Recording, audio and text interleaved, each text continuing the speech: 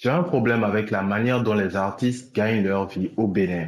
En effet, au Bénin, en fait, pour gagner sa vie, c'est un peu compliqué. Les gens comptent énormément sur tout ce qui est showcase. Bonjour à tous, j'espère que vous allez tous très bien. Bienvenue dans ce deuxième épisode du Journal de l'entrepreneuriat. Let's go! Alors, comme je disais, j'ai un problème avec la manière dont les gens gagnent de l'argent à travers la musique au Bénin.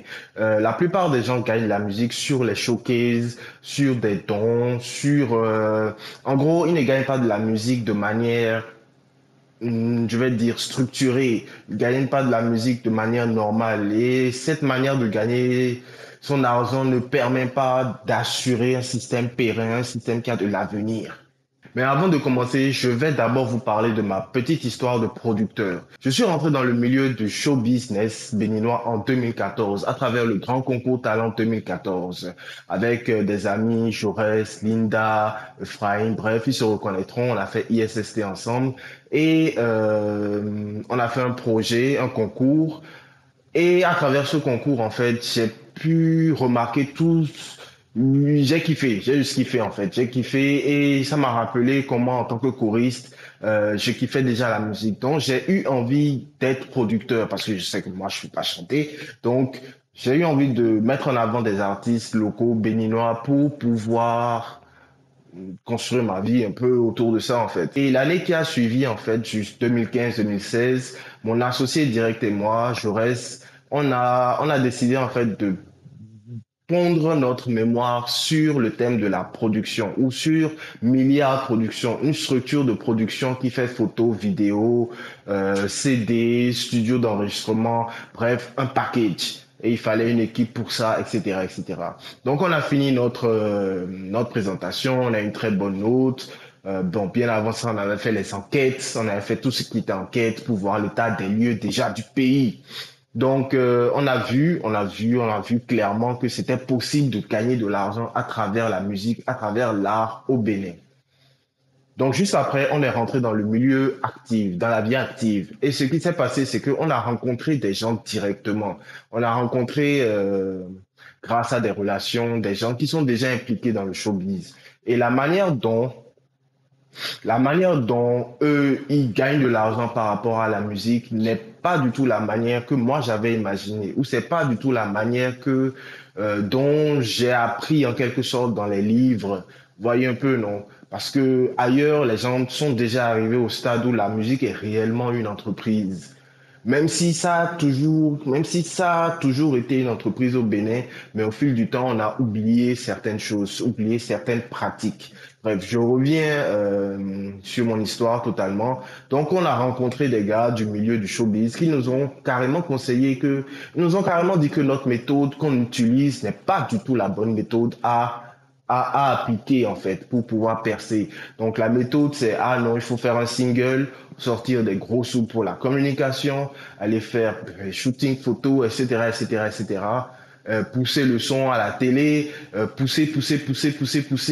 Déjà, franchement, on était déjà dans les 500, 600, 700 000 francs pour pour rien qui n'a commencé quoi. Et pour des jeunes en quelque sorte qui veulent rentrer dans ce milieu-là, c'est pas du tout la meilleure façon de rentrer dans la musique. Parce que pour ceux qui n'ont pas d'argent, c'est compliqué de sortir autant de sous. C'est compliqué de sortir autant de sous. Alors, on est resté dans ce milieu, on s'est accommodé un peu, on a essayé de voir comment ça se passait. Pendant ce temps-là, on faisait les clips vidéo, on faisait les photos parce que ça, c'était rentable pour nous. Mais le côté musique n'était pas du tout rentable pour nous parce que c'était plus des investissements, mais il n'y avait jamais de retour. Donc, ce qui s'est passé, c'est que au bout d'un moment, vu que la structure n'était entre guillemets pas rentable, chacun peut aller se chercher quoi. Et moi, bon, j'ai toujours gardé, mais j'ai voulu abandonner réellement, hein, j'ai vraiment voulu abandonner. Et fin 2018, j'ai rencontré un artiste qui s'appelle Chris Gozi, qui a fait un concert. D'abord, il est venu me voir pour faire un clip vidéo. Lors du clip vidéo, lors de son concert, il a présenté son clip vidéo et il a vendu des CD. Donc, je me suis dit, ah, mais c'est toujours possible, en fait, que les gens achètent toujours des CD dans ce pays, le Bénin, parce que moi aussi, pour moi, le CD, c'était fini, quoi. C'était fini. Donc, Mais les gens achètent toujours les CD, ils achètent toujours des goodies par rapport aux artistes, si vraiment ils aiment la chanson, quoi. Parce qu'après, il faut que le produit soit bon aussi pour pouvoir être vendu.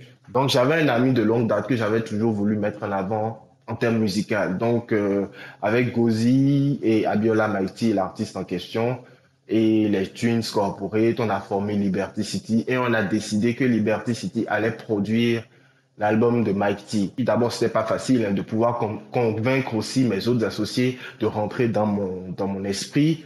Donc, on a essayé de convaincre déjà les associés pour que tout le monde puisse rentrer dans le thème, le fait de vouloir faire un CD.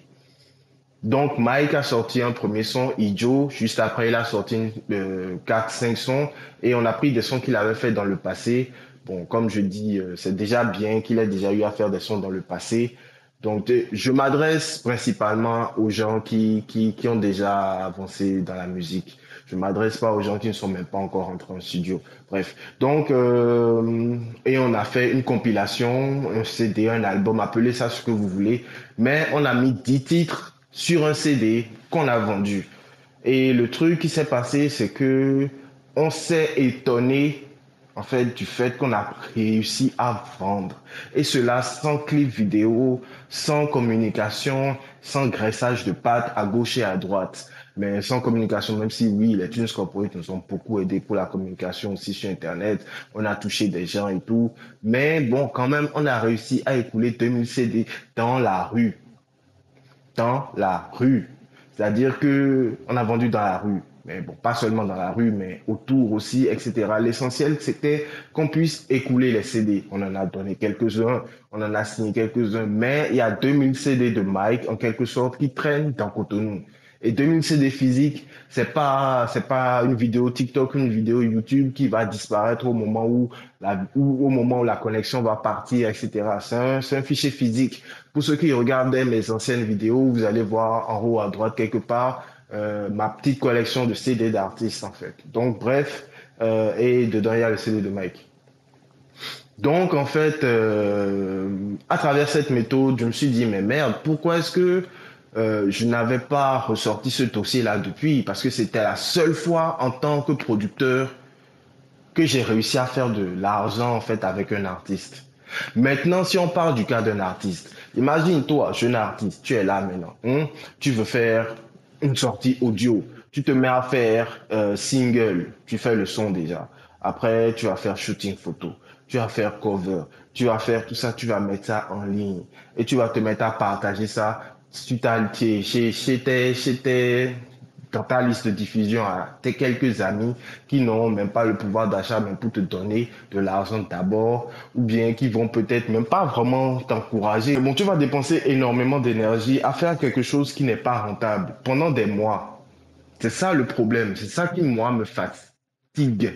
Ça me fatigue à un point, vous n'avez pas idée à quel point ça m'énerve. Ça m'énerve vraiment, ça m'énerve.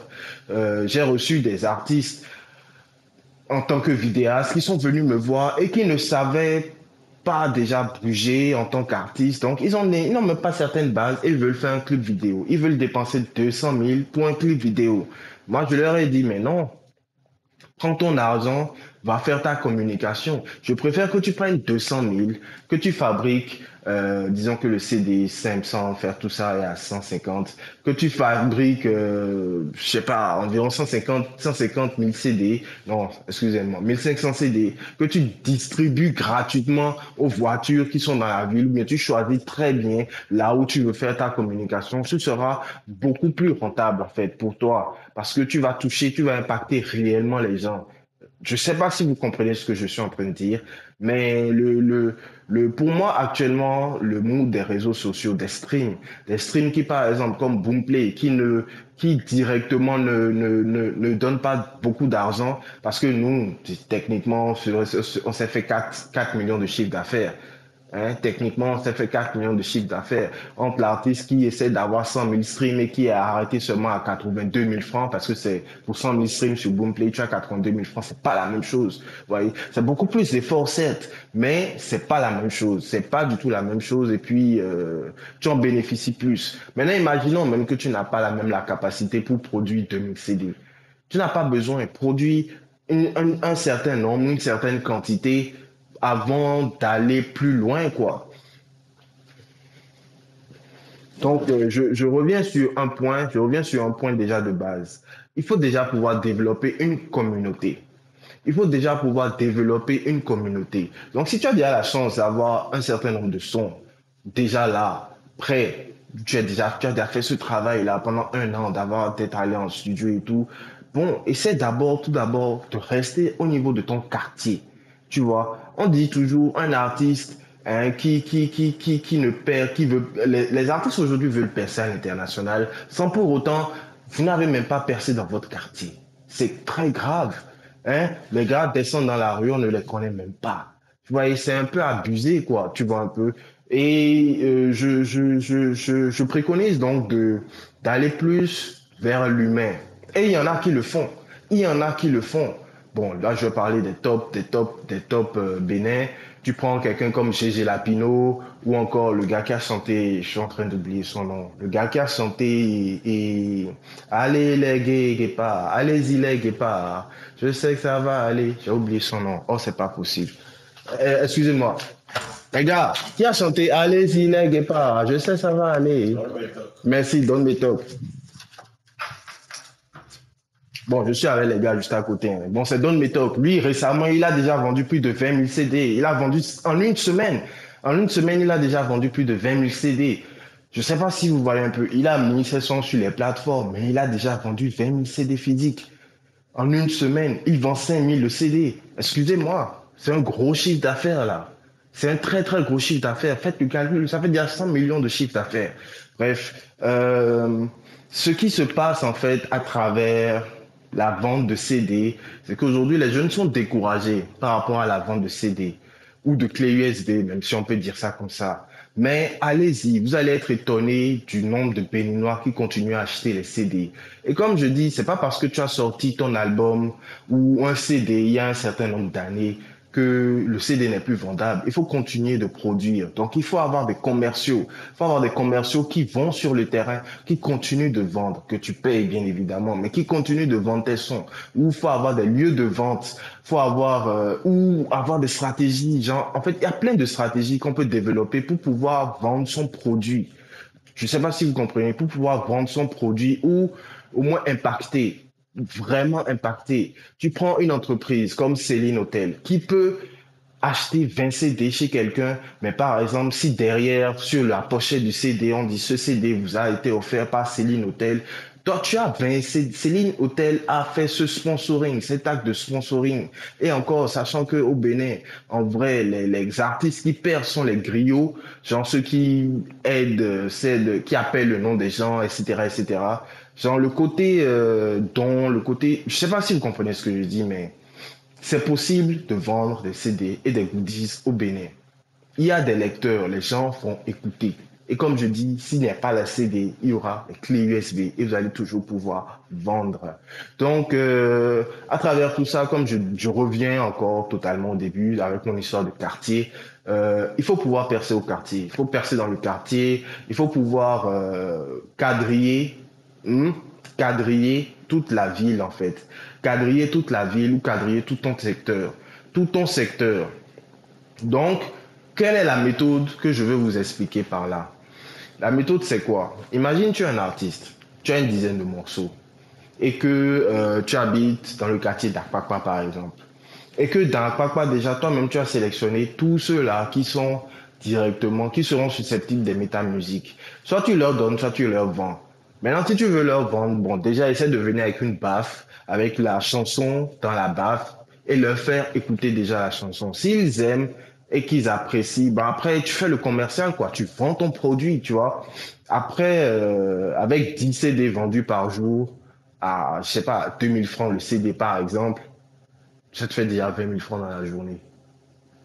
Mais bon, après, tu enlèves les charges et tout, tu auras quand même un bonus. Même si ce bonus-là, en fait, n'est même pas réellement destiné à toi, mais c'est destiné à toutes les charges qui viennent pour toi après. Je m'explique. Quand on veut faire un clip vidéo, moi je considère que le clip vidéo, c'est le spot publicitaire de la musique.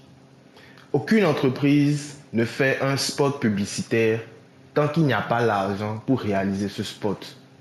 Aucune entreprise. Il faut d'abord avoir fait du chiffre avant de pouvoir maintenant dire qu'on va encore faire. Sinon, c'est de l'investissement inutile. Et il faut trouver tous les moyens de pouvoir réaliser des ventes sans arriver par le spot publicitaire d'abord. Le spot publicitaire, c'est juste un moyen pour décupler les ventes.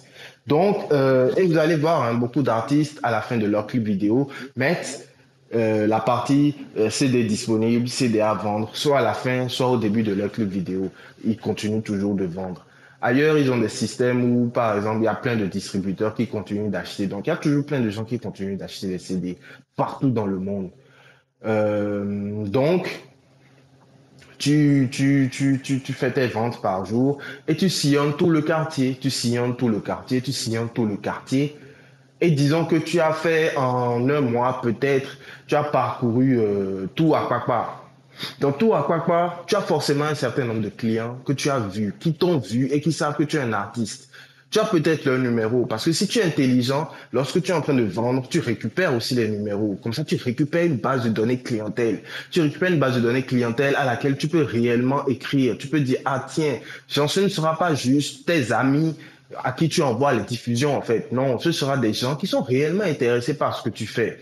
Et au-delà de ça, tu impactes réellement ta société. Donc, tout à part va te prendre, toi, en tant qu'artiste, jeune artiste, et on dit, ah, cet artiste, je le connais. Cet artiste, je le connais, il est venu, il m'a vendu son CD. Surtout en connaissant la mentalité du Béninois. Le Béninois qui aime qu'on le porte haut. Parce que le Béninois, euh, vous connaissez pas le Béninois, on dirait. Le Béninois, il adore quand on dit que en concert, les Béninois ne sont pas agités. Non, le Béninois aime savoir qu'il t'a fait.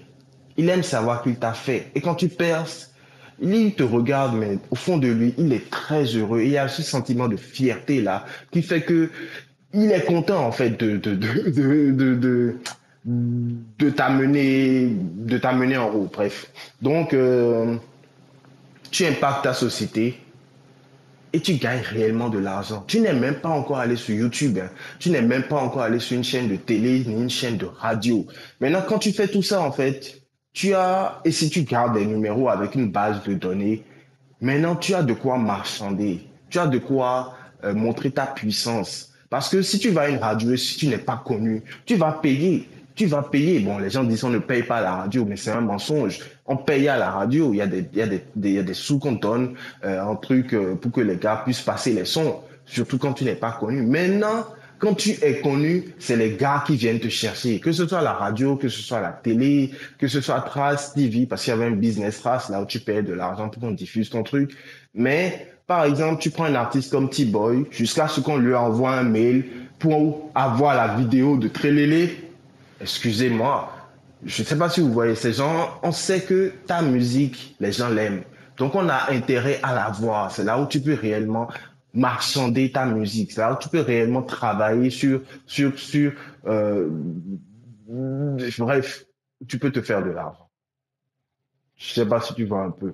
Donc, jeune artiste, toi qui m'écoutes, il est temps en fait que tu te lèves, hein, que tu te bouges les fesses, que tu te bouges le cul pour pouvoir réellement aller vers les gens, vers la clientèle qui va réellement aimer tes sons. Merci beaucoup. C'était Carlos Adekandi. Peace.